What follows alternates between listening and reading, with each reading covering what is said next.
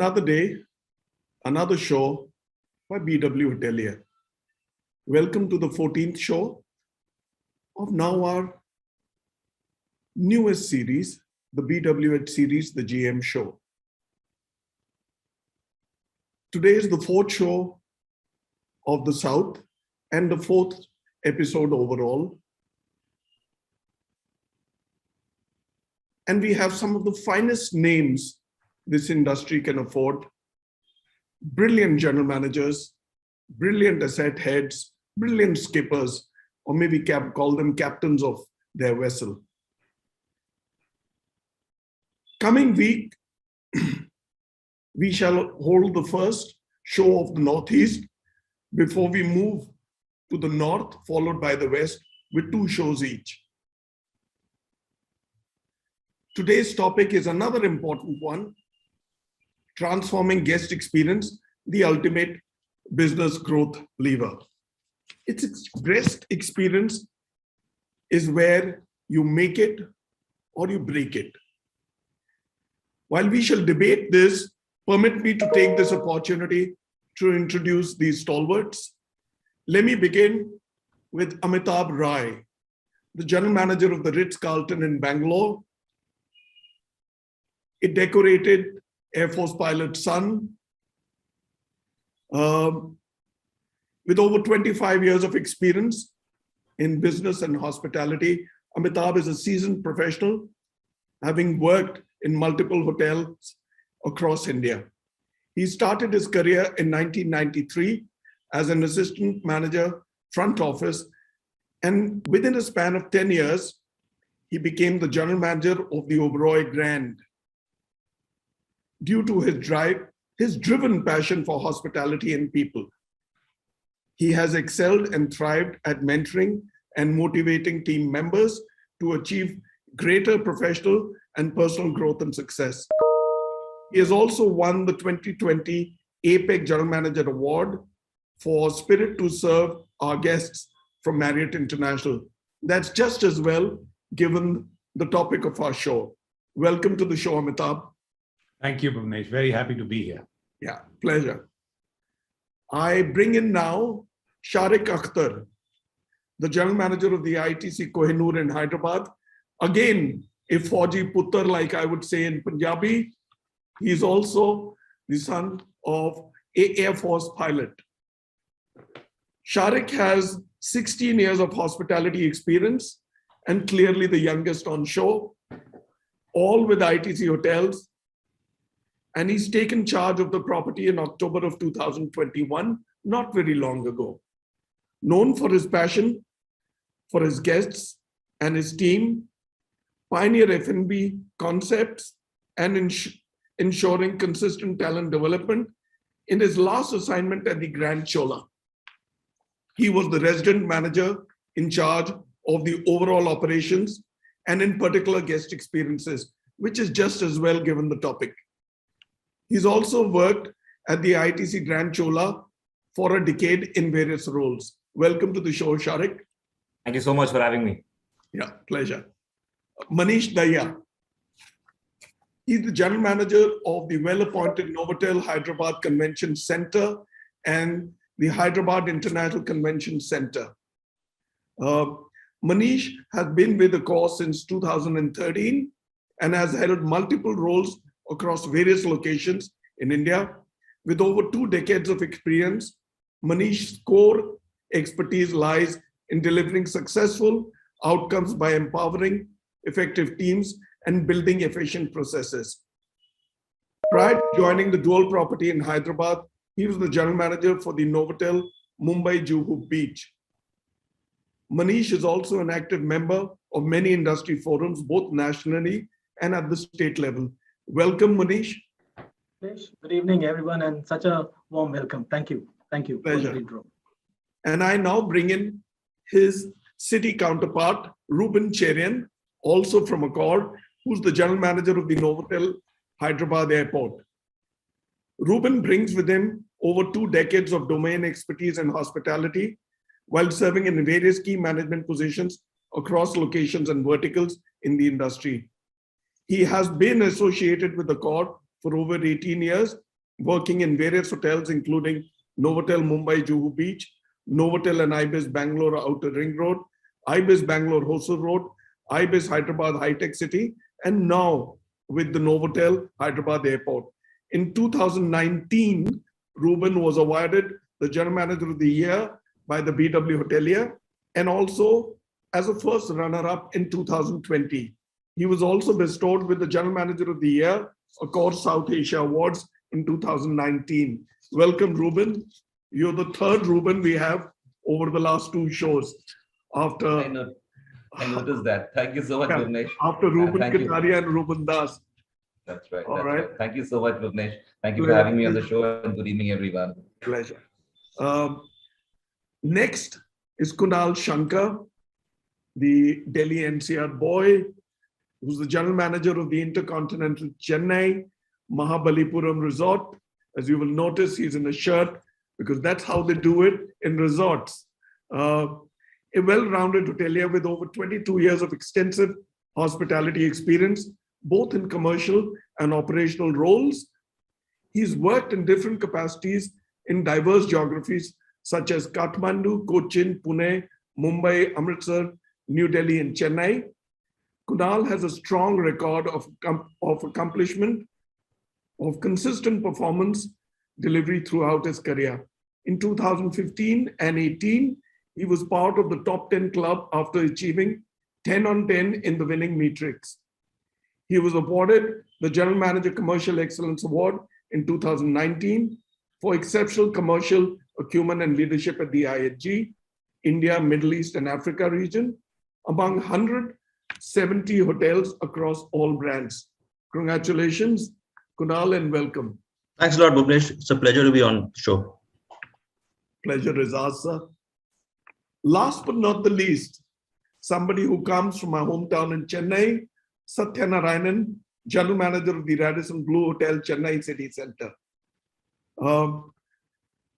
Satya brings over 25 years of experience in various functions, including pre-opening and hotel operations, but specializes in rooms division. Satya is associated with the Radisson Group for 9 years and manages the Chennai City Center property. Prior to this assignment, he was in the Maldives with Holole Island Hotel for 11 years and as part of the award-winning team in achieving the Luxury Airport Hotel at the World Luxury Hotel Award and the Maldives Leading Hotel Award. Now, first of all, welcome, Satya. Thank you, Bhuvnesh. Pleasure. All right, I'm rushing into the topic, transforming guest experience. Frankly, guest experience is the ultimate growth driver. We are there not just for profits, but we are here to please and delight our guests. Guests of every genre, guests of every age group, and guests of every class, be they family travelers, be they corporate guests, or for that matter, large mice and the fat Indian wedding guests. They're all of different classes. They all come here to have a good time and to be well taken care of. They're not demanding, though they're paying for it. Otherwise, they'd well do what they have to do in the hotel by enjoying themselves at home. So this calls for a big step forward and a good hand to hold their hands and give them that ultimate experience. Let me start with Amitabh. Amitabh, once the guest is in your hotel, cutting through all the maze, you have the best opportunity to make it big and make it lasting. He's captive with you. So in order to win and retain guest preference, what should hotels do? 1, 2, and what is the significance of the human touch in the guest experience journey from pre-booking to post-stay, even in this tech era? Okay, Bhuvnesh. So there are two parts to your question. I'll answer them one by one. The first part is, like you correctly mentioned, I mean, once the guest is in, at the end of the day, and before you asked me this question, you mentioned about the different categories of guests that travel into hotels, whether it's leisure, business, wedding, family, the different categories. at the end of the day, they're all looking for the same thing at the basic intrinsic level, which is genuine care. And, genuine care and comfort of your guest has to be your highest mission in the hotel. There should be nothing that comes beyond that. So, for example, in our hotel, we very strongly believe that the guest comes first, your colleagues come second, and you come last. And anytime you take a decision where you've put yourself over and above the other two, it's never going to be a right decision. Once the guest is in, what the team follows very strongly is we believe in a policy of LOC, not the LOC that is being violated across the world nowadays, but LOC as in listen, observe, and care. So everybody, we make that extra effort to listen to what our customers are saying, what is our guest saying. We make every effort to observe what they like, how they go about their day, and then we translate that into care. I don't know if you know this, but at the Ritz-Carlton, every team member is empowered to spend up to $2,000 to create a unique, memorable, and personal experience for our guests without any questions asked. That's the kind of, empowerment that the team is given, wherein people actually do stuff, stories which whenever I will meet next, I can share with you, because I don't think I have the time to recite those, will actually give you goosebumps. What that does is it creates indelible memories. So when you've managed to create an indelible memory, you've managed to connect emotionally to a client, to a customer, to a guest. Next time when they are making a trip to your city, there is no way they are going to stay anywhere else. And that is what helps us command a premium, because they actually come back because they have got memories linked to their stay, before. And at the end of the day, that's really what all of us do to make sure that our guests, on a larger scale, we have Marriott Bonvoy. Now, that, of course, is a massive, massive tool. We get preferences of our guests, even if they've not stayed with us, but they've stayed in some Marriott hotel somewhere. We know exactly what they like, what they don't like, what they eat. But more than that is the personal, connect that can be made and relationships built when the guest is with you. That is key. And that brings me to a very important point, which is actually not part of your question, but I'll just tell you that at the end of the day, it all boils down to talent. It all boils down to how you recruit, who you recruit, and how you train. That is absolute key. Leading on to the second part of your question, that what is the significance of the human touch? I can't emphasize enough on how significant that is. Technology is very helpful in easing processes. The reservations can be made via an app. You can check in on your mobile. Mobile today is used as your room key. You can use the mobile to order things, to tailor your preferences, to tailor your requirements. But that human touch is absolutely essential for you to connect and make a relationship with your guests when they're there. Nothing can replace the value of a human smile. If you're sitting at the bar, your conversation with the bartender while he is making your drink, which is as per your liking, or the housekeeper who notices small details in your room and then adjusts the room accordingly, depending on what your preferences are. This technology cannot replicate. So in my opinion, I think both of them have to work hand in hand going forward. But the human touch is absolutely irreplaceable. How I agree with you. Let me just step back. We all have parents. We all have elders in the family. Not everybody is tech savvy, right? So they will all come in with their own set of reservations and insecurities, right? While coming into a good hotel. Look, we are tech savvy. Our kids were born into it, so they don't have to pick it up. Our elders never had it. We had it through our midlife. But having said that, my belief is we should do for the others what we would want others to do for us, right? So I think there is great learning in it to go out of the way. A mere holding of the hand a touch and feel actually puts them at ease and let them enjoy it. So yes, I agree with you, Amitabh. Thank you. Let me walk into my good friend Satyanarayan's hotel in Chennai and put this question to him.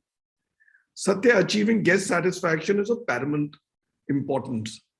As operational heads of the assets, you must have a clear perception of the factors that provide positive guest experience, which will directly lead to increase in profitability and growth. Be it beds, bathing, F&B, housekeeping, front office, wedding and events, etc.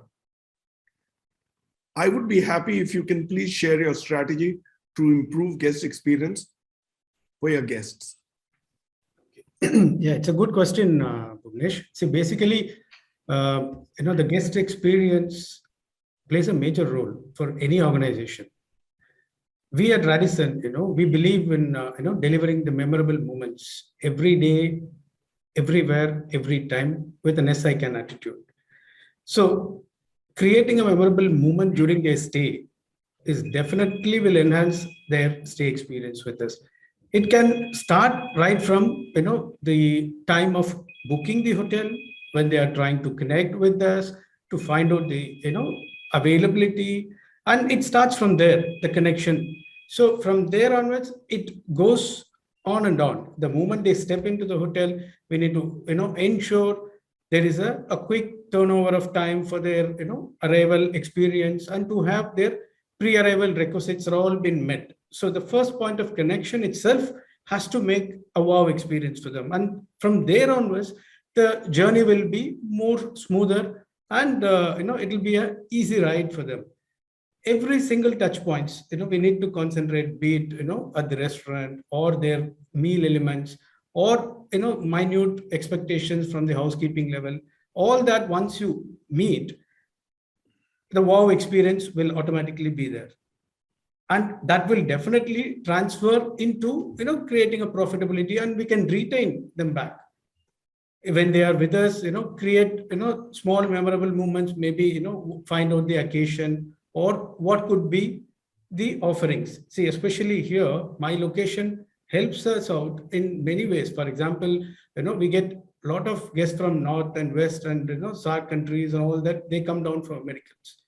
So they stay here for 2 weeks or 3 weeks. So we make it a point to tailor make, like, like Garka Khana kind of thing, rather than giving them, a regular spread. The chef goes, meets, tailor makes for them, and, according to their taste, we give it to them, and they feel, oh, wow, this is the place, like, where we can definitely feel at home, and a word of mouth, the recognition level will come. So that will definitely will enhance their experience, be it, a wedding or other events also. We, give them the little extra mile, though we are at the city center place. We empower the team members to, do at their limit whatever they can do it to make them to be happy. So those are all the points I feel like, will add more value and to enhance their experience and to convert that into revenues, I feel. So yeah, wow. So wow, touch points, that personal experience, Ghar Ka Khana. Now, it doesn't take too much, right? It doesn't even add to your bill, but it adds to that emotional quotient, which makes a good connect. And why not?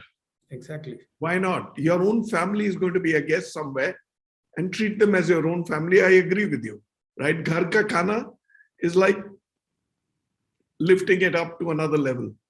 Good one, Satya. Thank you. Let me walk to the gentleman who comes from the city where my wife was born, Hyderabad, Ruben Cherian. Ruben, it must be understood, we are now face to face with a new world order where Gen Z has no loyalties. My kids have no loyalties, right? Most kids of their generation have no loyalties. And if at all, they take long to develop one and are also ready to shed loyalty and migrate to any uncharted that will provide breakaway experiences and deliverables. Take, for instance, the last 2 years and how startup brands and homestays have clocked both good occupancy as well as long stays with upper draw rates, right? Or Delhi, Mumbai, and Bangalore has challenges with ADR, not these upcountry locations. Is that a new challenge? And how are the top of the pyramid brands and assets upping their act to meet this new challenge? Well, for starters, yes, the Gen Z, as on this year, they'll be in the age bracket of 10 to 25 years old. And yes, they are getting ready to be the new travelers. The Gen Z in today's world are looking for experiences and options that are kind of more niche and carved to their likings. I mean, they like personalizations. They're pretty clear in their head and are better exposed to travel content, which is readily available for everybody's consumption, just at the tip of the fingers. Everybody's got smartphones. Hence, not only our industry, but even the lifestyle sectors have started now, looking to branch out and develop products that are more appealing to these guys. I mean, these days, they are also looking for experiences and products that are kind of sustainable and, where they could in their little way contribute to nature. So, this gives us a lot of opportunity to think out of the box and explore alternative revenue streams, which all of us did in the last 2 years. I mean, we had no choice but to look at different revenue streams to kind of make that extra revenue to sustain. We were all forced to think differently to survive. And most of us came up with some, brilliant, unorthodox, contemporary ideas.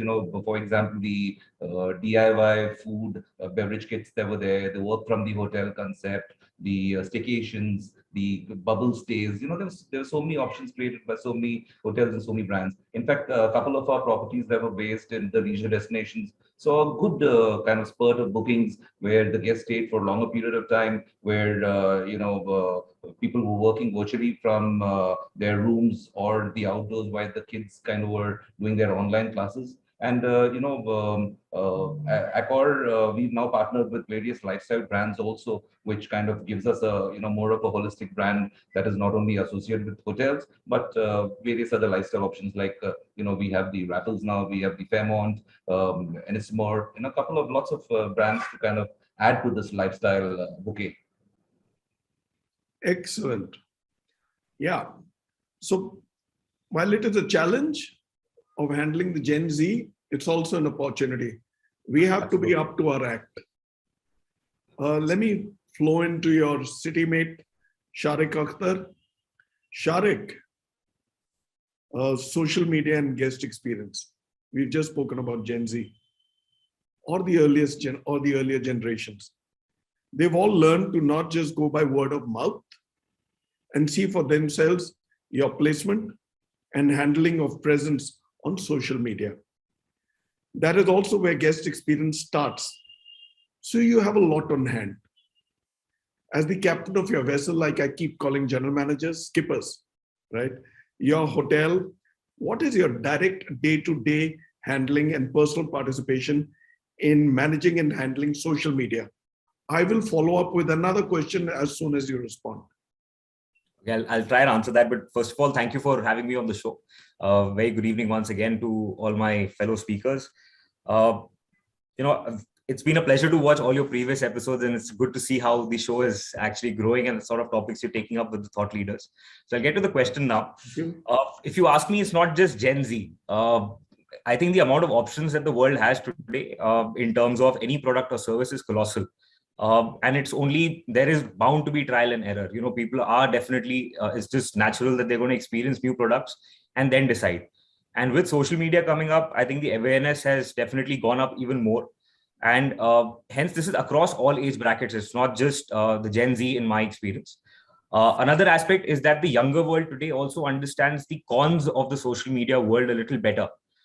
So, in my personal opinion, word of mouth advocacy will not go away fully ever. It may even come back stronger, and that you can keep for another episode of your show.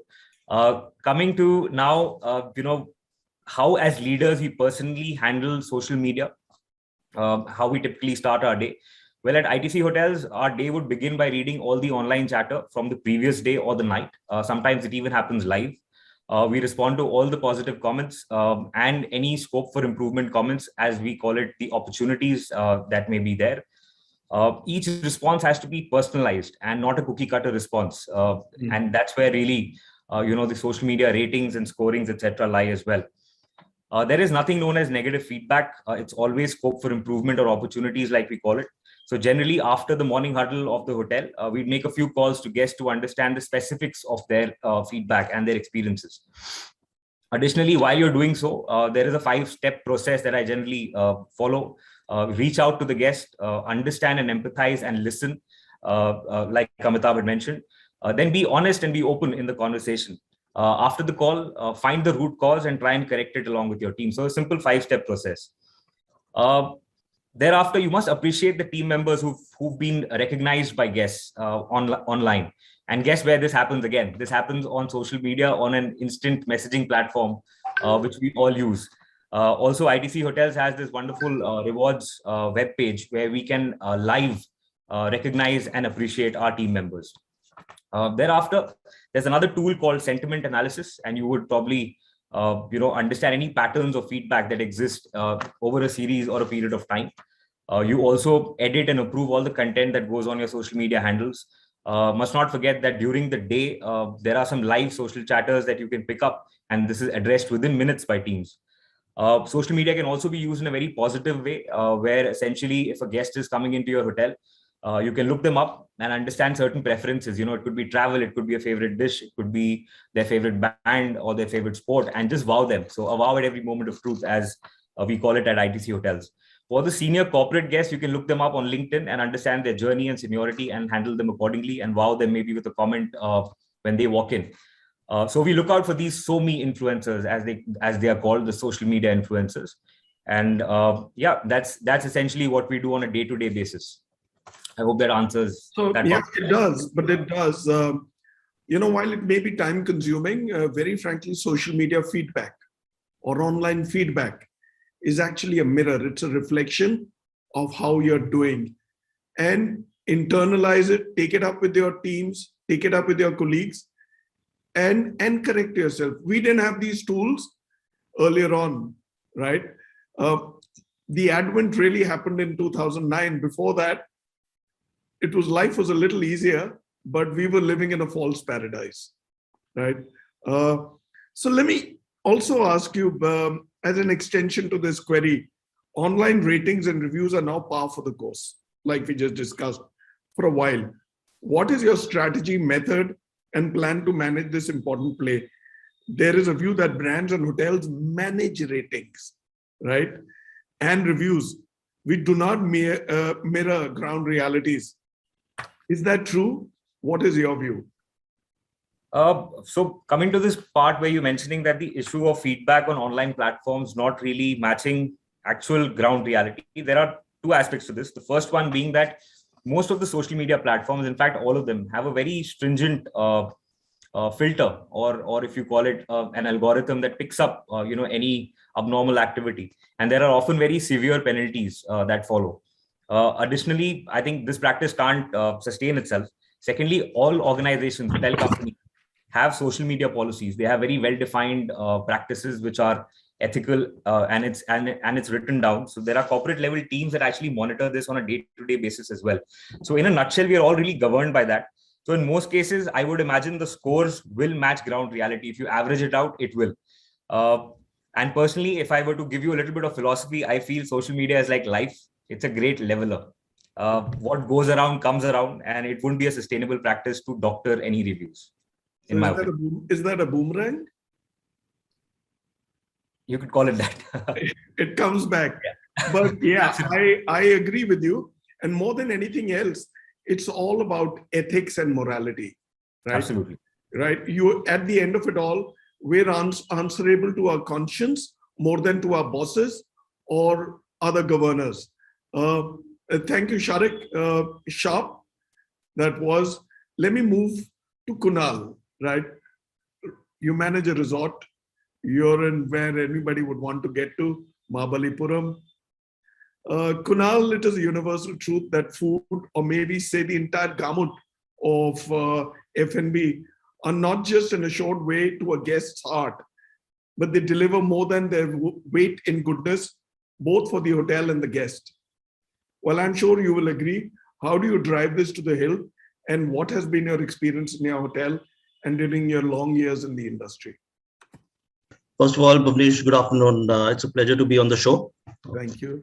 Yeah. So, food and beverage is the heart of the hotel, and I haven't come across a successful hotel which does not have a great F&B experience. At the Intercontinental Chennai, the food and beverage nearly comprises of 50% of the business mix that the hotel does. So food and beverage is called a very, very key part of the hotel. We actually compare APCs like in hotels, ADRs are compared, because our clients, what I call one of the main deciding factors in a resort, and especially for my resort, when they decide to choose me over another resort, is the perception of the overall food and beverage experience, because it's all available on social media. Guests advocate, they write, they recommend. So that's very, very successful, what I call, for me as a hotel. In terms of the guests, I think today the food, taste, presentation, and cleanliness is given. If you need to be competitive and you want to be in business, this is given. In terms of Intercontinental, my mix of guests are Gen X and Gen Z, ZZ. Between 25 to 45, most of my guests come to the resort. And for them, it's about what they're looking at is unique and bespoke dining experiences. They're looking at experimental cuisine. They like to try new stuff, more interactive experiences. So what we've done at Intercontinental is that we have created some hallmark experience in terms of food and beverage, because most of our guests are captive, and so we have a signature Intercontinental brunch that we do every Sunday. We have one of the best specialty restaurants, Tao Peng, which competes with not only hotels in Mahabalipuram in Chennai. So that draws a lot of, besides the in-house guests, a lot of walk-ins. We have the facility to offer private elevated in-room dining experiences, because we get a lot of private groups post-COVID who would like to enjoy the experience in a close-knit groups. Beach dining experiences, the Kokomo Tiki Shack that we have, we provide great seafood cuisine for our international, local, and regional guests. And not to forget, we also have the option to provide healthy and wellness related food, elevated kids buffet zone. So in a resort, typically you come as a family, but people have different expectations. The children would like the food which is catered to them. The ladies would want a kind of an experience where they can hang around with other of their peers, and the evening could be a different experience, the lunch could be a different experience. So very, very competitive. The key word is captive. So little wonder, Kunal, that your contribution of F&B is as high as it is. Now herein lies a challenge for the ones in Bangalore or in the city to do that similar kind of treatment and increase the F&B share of their revenue. I shall now move back to Andhra, to Telangana, to whatever it is now, Manish Daya. Manish, tell me, are guests' memories short, or do they actually remember a good stay and experience, and do not just give a good review on social media and also do a good word of mouth job for referral? Imagine the youngsters are going to get you on social media, good, bad, or ugly, but the previous generation is going to do a good word of mouth. Both of them will. Yeah. Pleasure to be amongst everyone who's attending this show through virtually. And I must say that to start or to begin your answer, I must say that we at Notel Hyderabad Convention Center and Hyderabad International Convention Center are used to hosting guests from various parts of the world, being an international convention center. However, as a post-COVID new normal, we had to rethink the wheel and introduce a host of new activities to make the hotel, which was known more as a convention-driven space, into one of the best leisure destination in the city of pearls. And what we have learned from different psychology is that if we want to retain guests, then merely a good or probably even an excellent service is not enough today, because of the ways in which the brain remembers is that we must create the moments of difference, and we at Accor call it the sparkle moments, which definitely differentiates the customers or the guest entire experience and journey. Our brain probably tends to remember specific moments that rather than the total experience. For instance, if I would say that we stay in a hotel and probably the check-in experience is good, the rooms are clean, and probably the food is even fine, then probably there is nothing different, nothing in particular for a guest to remember. So I would say that remembering the self kind of recalls the experience as ordinary. And for this reason, uh, we want our guest services to be regarded as exceptional. And for that, we do call each other, all our team members, we address each other lovingly as artists, and all that we do is from the bottom of the heart. We work as an artist, and through all this we create those sparkle moments. And I would say that unsurprisingly, probably remembered stories tend to be those when emotions are raised. And of course, this can be both, this can be good, this can be bad, but I think the secret of exceptional service to a guest or a customer is to probably allow the team members the freedom to create those moments of difference, and especially when they are unduly restricted by certain policies or procedure, probably it doesn't come out as naturally, and obviously sometimes becomes even difficult to create those sparkle moments that we actually want.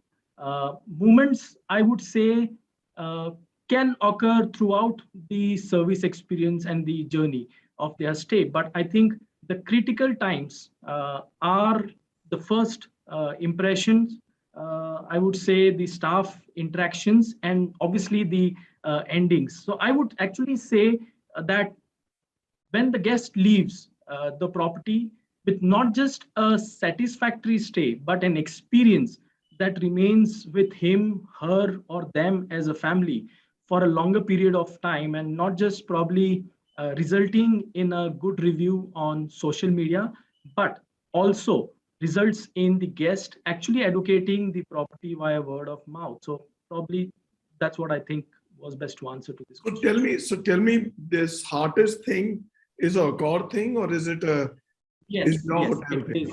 Yes, It yes, is. yes. All right. So Yes. creating those sparkle moments. Well, yes, you could give it various names, but yeah, those moments, right? Moments. Why do we come out for a holiday? We want to go back with a load of good memories for the good time that we've spent, right? So we do it with our families. We do it with our friends and loved ones in the groups that we travel in, right? And also somewhere, I think we Indians have forgotten how to take holidays. I think not just one holiday, but a holiday, 2 or 3 in a year is what we all should do. And why not? Life is all about not being a ghoda gadi and working your backside off, but enjoy the time. Enjoy the time with your parents, with your loved ones, like I said, with your friends and family. Yeah. Thank you, Manish. Is there to remind us of that? Yeah. Yeah. So thank you, Manish. I shall now move to Amitabh. Right. Move back actually to Amitabh. Amitabh, do you collaborate with local partners to create experiential travel for guests? And what are the advantages of such collaborations? What is the trick? Does it help? How does it add value? Value in terms of the goodness, not just the revenue and opportunities. So there are two aspects to it, Bhuvnesh. Thanks for the question. I'm a very strong advocate of this, and I'll tell you, when I took over the Oberoi Grand in Calcutta, Calcutta was a place nobody wanted to visit. The leisure component of our business was less than 3%. And this was a time when it was really it was just called the dying city. But we took it upon ourselves to start actually selling Calcutta.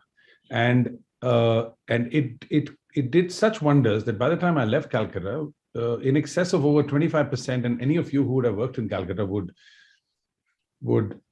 relate to this, is now over 25% of that hotel's business is leisure. So where I'm coming from is, when I came to Bangalore, I said, look at the weather, the best weather in the country. You have 11 months of the year. You have great places to go out and dine. You have great shopping places. You have great golf courses. Yet, and this is all pre-COVID, yet we as Indians end up going to Dubai or Singapore, forget Europe and America, but even if you want to take a short holiday, we'll go off to Bangkok. So, then I again started that whole process. We got in touch with the government of Karnataka, the tourism department. I'll come back to the other part of your question, but I want to just tell you a larger perspective. And we started developing a whole strategy on how to sell Karnataka and Bangalore. And we actually launched a program, Discover Karnataka and Bangalore with the Ritz-Carlton. We tied up with the Golden Chariot, which is the luxury train, where people could come in from whether India or overseas, come and stay at the Ritz-Carlton, travel on this train, come back, spend a couple of days, and then go wherever. During that period, I discovered that as a land mass, Karnataka has the highest number of tigers and elephants in the world. In the world. If Karnataka was a separate country, it would have the highest number of tigers and the highest number of elephants. Wildlife is such a big thing.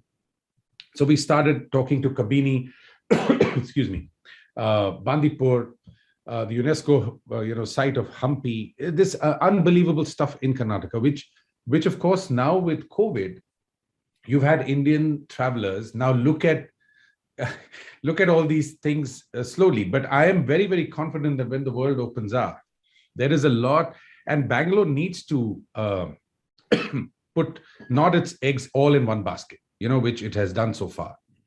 It's always been called an IT city. And so leisure is something which, again, we need to kind of rash it up and build up. But what we also did whilst we were doing this is we collaborated with the local artisans who weave these Mysore saris. And we started taking guests for these early morning walks into these lanes.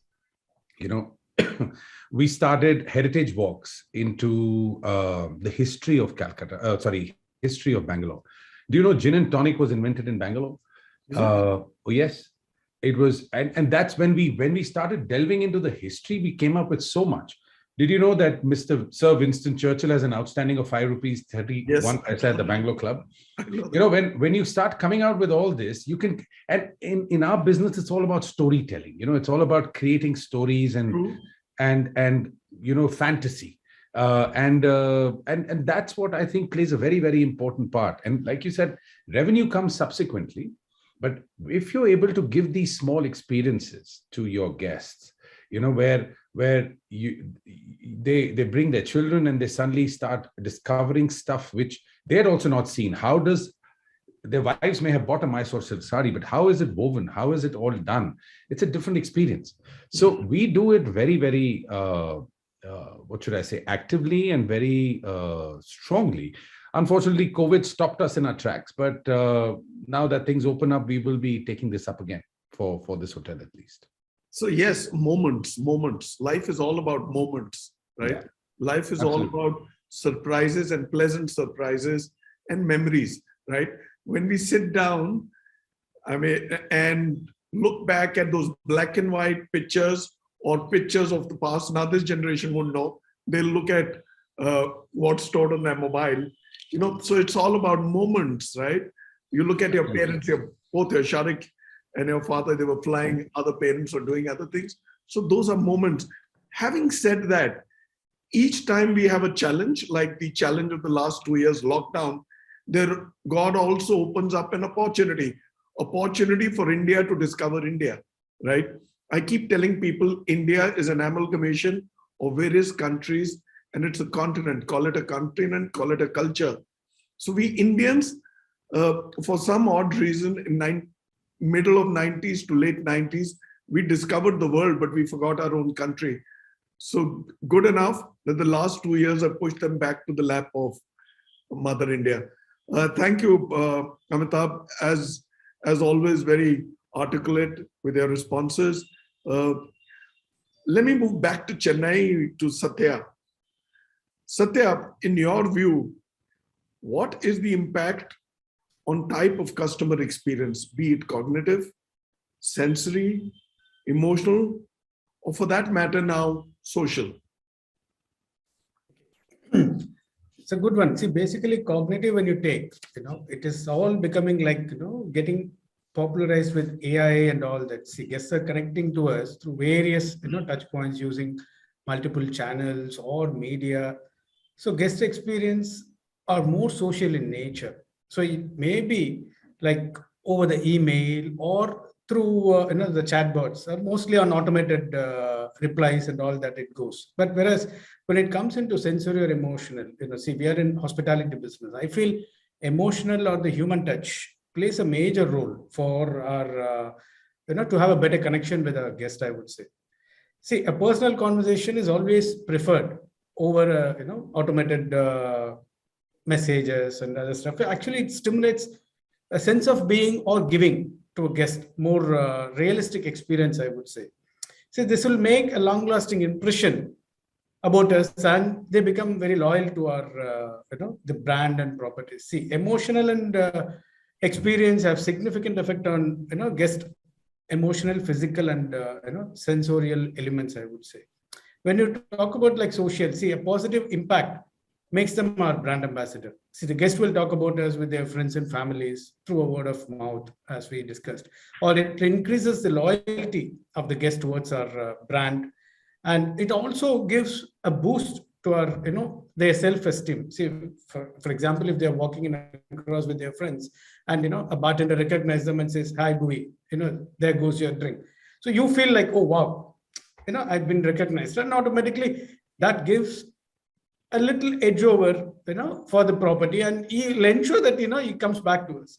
So that will give us a incremental in revenue, or from the guest point of view, if you look at it, it gives them a comfort zone or a familiar place. So that is how I view these three in this. Yeah, I agree with you. I hate this bot thing that these WhatsApp messages, press one, right? Press menu. I mean, life is not just about AI. If this is AI, I'll chuck it out of the window, right? It's all about touch and feel, about that personal word. It's about feelings. It's all about relating and relationships. Yeah. Yeah, we get, in fact, fed up when we are trying to reach banks and this and that.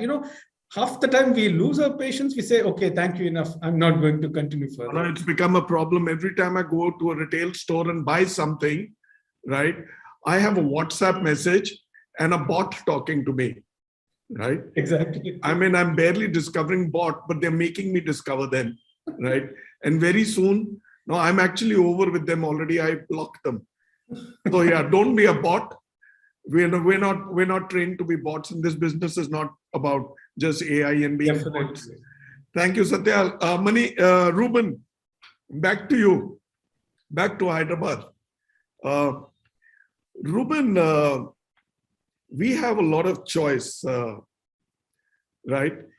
I mean, we, in the sense, you're going to be a traveler someday. Obviously, you may stay in an hotel, but step out, right? In your view, what makes a traveler choose one hotel over the other? And what role does guest experience play?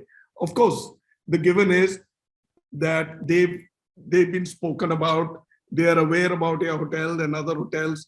They've had their reviews. So they've made a conscious decision.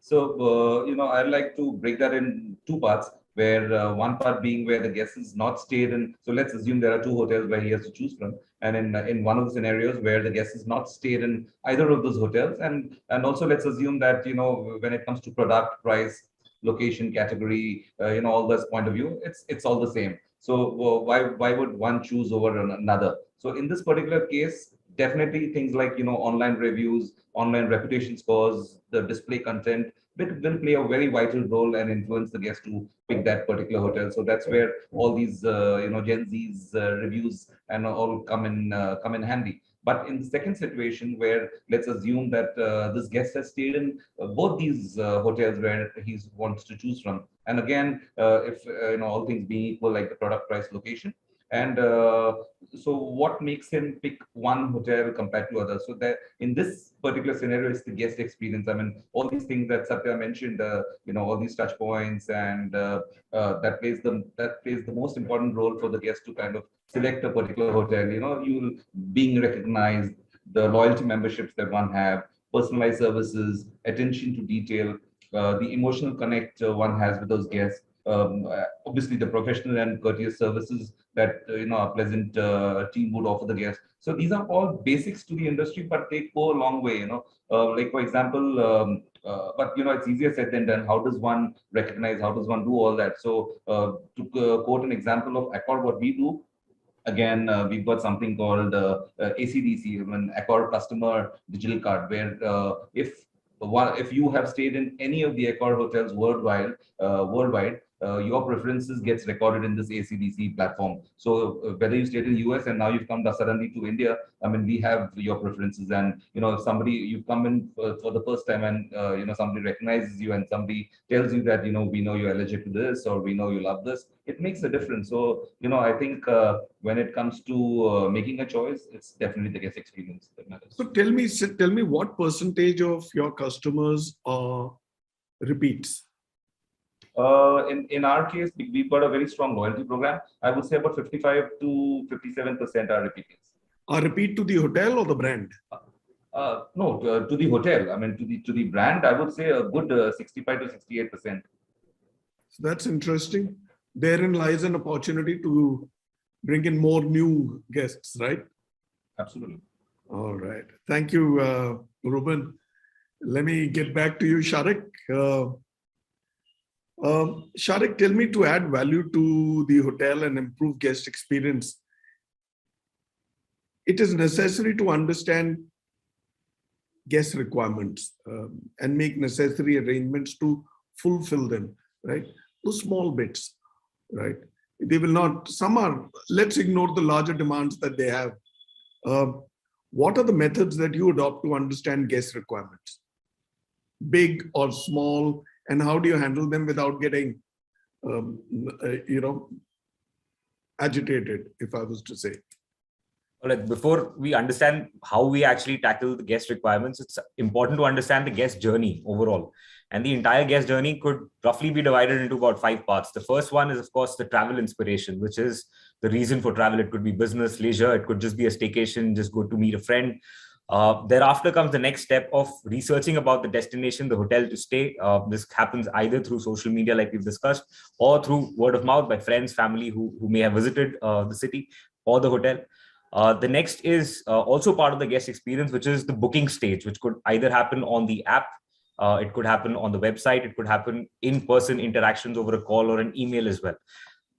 Thereafter starts the on-property experiences, which are during the stay. And lastly is the post-stay feedback or social media content.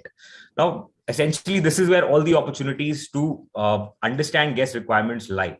And if I were to answer your question in just one word of how we actually do it at ITC Hotels, it's a word called the Gemba. Gemba is actually a Japanese term, which means the real place or the site of action. So what you do is you put yourself in the site of action, do Gemba walks, and understand how things are actually happening on the shop floor. So how does one do it? You essentially identify an area which requires improvement. How do you know which area requires improvement? It could be either through voice of guest, or it could be through your own observations. You map the journey of this area. So whether it's a check-in or a breakfast experience or a restaurant table reservation, you see the touch points involved, interact with the team that's actually doing the job, right? Remember the site of action. That's what Gemba really means. And often, like you mentioned, the little details make the difference. You initiate improvements based on these ideas and suggestions that you receive from the teams on the shop floor or through your own thoughts. And once you make these changes, you monitor and track.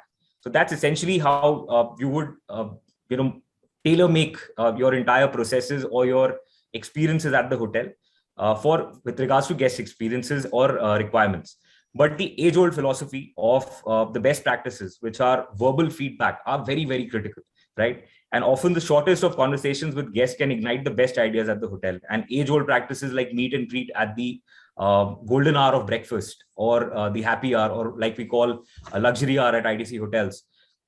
And even a simple walk through the lobby just to meet a few guests can capture a lot of verbal feedback.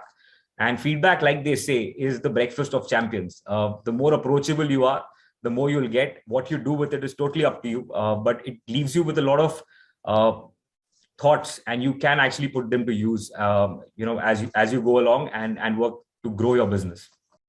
Kunal, back to you. Is there a discernible difference between how a corporate guest stays, since you're in a resort, right? How many guests who come on a private family vacation from a behavior and expectation standpoint, if one was to talk about, and what guests look for as an experience, and do they rate both these stays? And if yes, do they rate them differently on deliverables? Also, the thinking being that a guest on a private vacation is a lot more relaxed, which is typically your case, and his needs are a lot different. Just unlock that. Hi, Bhuvnesh. So typically the guest is the same. The purpose of travel differs. So he could be traveling on work, that's a mission, or he could be traveling with his family on a leisure trip. So leisure trip could be traveling with a family or a group of friends, a social event, or a corporate retreat. So typically, if we are able to understand, manage, and exceed these expectations, we either create an impression or a great experience for either of the two segments. But the needs of the two segments, let us first understand that when a guest is on a corporate visit, so basically what does the corporate traveler require? He would make his choice based on the location of the hotel, efficiency of check-in, check-out, a great health club at the hotel where he could energize himself, availability of food and beverage space in the morning because he's in a hurry.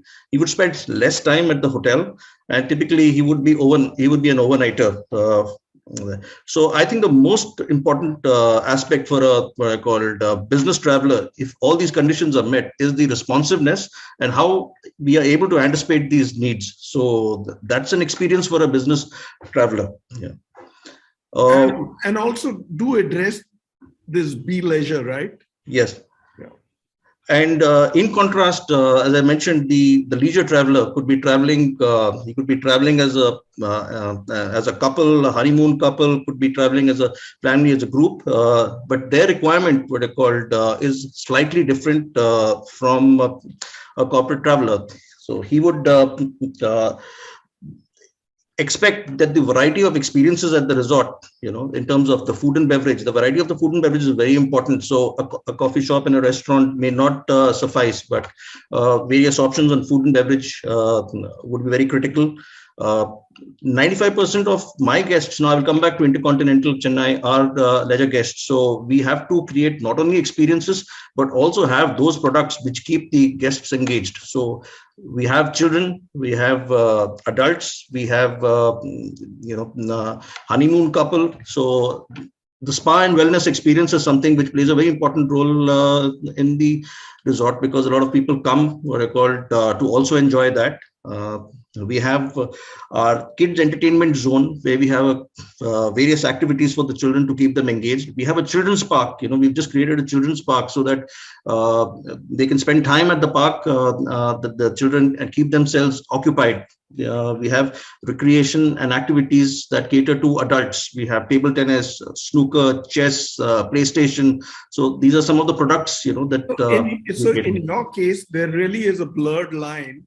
Yes. Between a corporate traveler and a family traveler, right? Yes. Somebody who comes on a personalized holiday. Correct. True. Yeah. So you have quite a task on hand.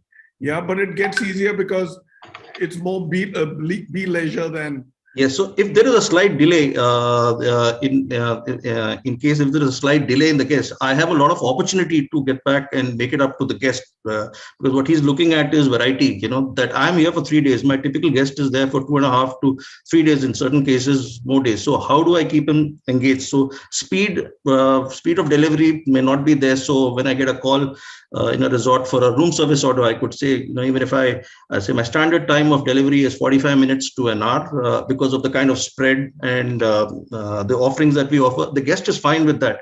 But at various points, various services, what I call, have to be tailored to them.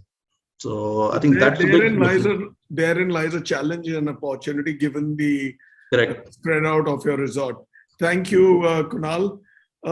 Manish, I have a quick one for you, and I'm going to pop this one to one or two more, right? Let us have you rate top 5 platforms. Everybody be ready with that, right? Where guests review and rate, and these matter to you all. TripAdvisor, Booking.com, Make My Trip, Google, or have I missed something? 1, 2, 3, quick one. When your potential guests are booking hotels for their next trip, ये तो diplomatic जवाब है. actually boss be मेरे को doing- rating दो आप 1, 2, 3. Number 1 कौन है? TripAdvisor, Booking. मतलब in the See, sense, if you want to look at a real-time feedback where every source of feedback received is from the guest themselves, is obviously TripAdvisor. And what we recently see, and the latest survey also says that 96% of the TripAdvisors users actually consider reading the reviews important when planning trips and booking the hotels. And obviously, if you look at the other channels, Google probably is another best median and option where everybody walking into your hotel has an so opportunity. 1 TripAdvisor, 2 Google, 3. Yeah. 3. I would say every online agent and travel which allows you to have bookings, stay So experiences. I have a and rate response your- there. I think all I'll of move them. to Sharik. Sharik, tum bolo. I have a little bit of a different answer than Manish. The first one for me would be Google, because this is really where the future lies. It's, as the biggest search engine in the world. Thereafter would be Booking.com, and third would be TripAdvisor. All right. Amitabh? For me, would be Booking.com first, because whilst Google and TripAdvisor are extremely very important, but at this point of time, they do not mandate that anybody giving a review there should have used or stayed at your facility. There you are. So I honestly believe that the most genuine feedback, most authentic feedback, is what we get on Booking.com, and second would be Make My Trip. Google and TripAdvisor, like Sharik and Manisha mentioned, are extremely important. But at this point in time, it's a very open forum. Anybody can get on, and you really can't even track some of that feedback back if you want to get back to There you are. guests. 3 feedbacks, 3 completely different. Good one. Ruben? So one same, TripAdvisor, Booking.com, and then Google. My good. Kunal? So I would stack it in a different way between qualified reviews and unqualified reviews. So at IHG, we've got something called IHG guest reviews, so which come on our website. So each hotel would typically have over 1,000 reviews. Outside your system. Outside. Yes, I'm coming to that. So Booking.com would be another, and Make My Trip. These would be validated because we know that the guest has stayed and then rated us. And then, of course, in terms of the highest weightages, Google, Booking.com, as we go. But we look at it in 2 different ways, qualified and unqualified, because there is a lot of, reviews which are not correct. Satya? Yeah, I go with Booking.com and MMT because those are real authentic, and TripAdvisor. Plus, I would rate Google, the 4th place, because as rightly said, we are not able to track. So there we are. We have a clear flavor now. Booking.com, Make My Trip we had not listed, TripAdvisor, and of course Google. So it's important to take feedback, but take it from all of them and have a balanced approach. Excellent. Thank you, gentlemen. Let me move to Amitabh now. Amitabh, you're the boss. How do you design new experiences for your guests? Emotional impact on guests, eco-friendly guest experience like planting trees by a guest, or doing other such similar small things. Or they say the way to the heart of a human being is through food. Food-focused guest experience. Okay, so when it comes to the emotional part of it, like I mentioned in that first question that you had asked me, emotional is you can't really make any experiences which are emotional. I mean, these are on the spot, and you have to have the right people as part of your team who are trained to be able to spot how to connect emotionally with your guest and deliver experiences which that guest remembers for a very long time in their lives and keep coming back. So emotional is, you really can't create anything emotional, because then that doesn't really, but you've got to hire right, you've got to train right for people to be emotionally focused in creating that experience. When it comes to sustainability, we as a hotel have our own in-house water bottling plant wherein, we've finished with plastic. Yeah. On a larger scale, the organization is moving towards, removing these one-time use plastic toiletries, etc., etc. That is happening. But at a hotel level, we have a program called Ritz Kids, where we deal with, that's basically meant for kids and children of our guests who are also our younger future guests. So we do a lot of stuff with them, wherein we take them across to Cubbon Park and take them through a day of understanding flora and fauna, connecting them to nature. We have a village as part of Ritz-Carlton. We have something called a community footprint. So we do these things for the community. So as a team, as a hotel, we go out and do things, whether it is, so we've adopted a village. So what we do is the food waste that comes, we compost it in-house, make in-house organic manure, take it to that village. So we take the kids down there, with the parents if they want to go. It's like a little, yeah. And the kids get to, today, Bhuvnesh, like you mentioned so many times, today's children don't even know what a tube well looks like, So when they get to see stuff like that and they get to touch, walk barefoot in those irrigated fields, it's a different high. That's how we connect them back to nature. In terms of food, so for example, our Sunday brunch at the Ritz, we don't have a buffet. So everything is pan to plate. And what we call slow, SLOW. So we tell our guests that, you rush through your week. Now it's the time to slow down. Slow down, one, because connect to your inner self through food. And SLOW stands for sustainable, local, organic, wholesome food. Oh, very nice. Yeah. So everything is kind of locally harnessed. It's organic. Nothing is on the buffet. Everything is freshly made. So guests come in at 12:30, you sit till 4:30, there's music and food being made fresh for you. So those are the things that we kind of continuously do to, keep elevating the guest experience, connecting them emotionally through food, as well as through their children connecting into nature. How nice is that? Yeah. We'd always heard the devil lies in the detail. It does. I think the devil lies in basics, right? Taking them back to where we began from. Yes. Right? Like you said, tube well, or as we called it, the hand pump. Yeah. Right? In our days, right? Take them back to farms, let them dirty their hands, let them soak in all the experiences and let them come back. It's not just about being at a 5-star hotel, be it a resort or a business hotel. It doesn't take too much for you to get into the skin of a guest in a positive manner and elevate what they will take back. Excellent. Amitabh, I'm surprised. I'm going to talk about this slow with you when we meet. Sure. And do that walk to the Cubbon Park.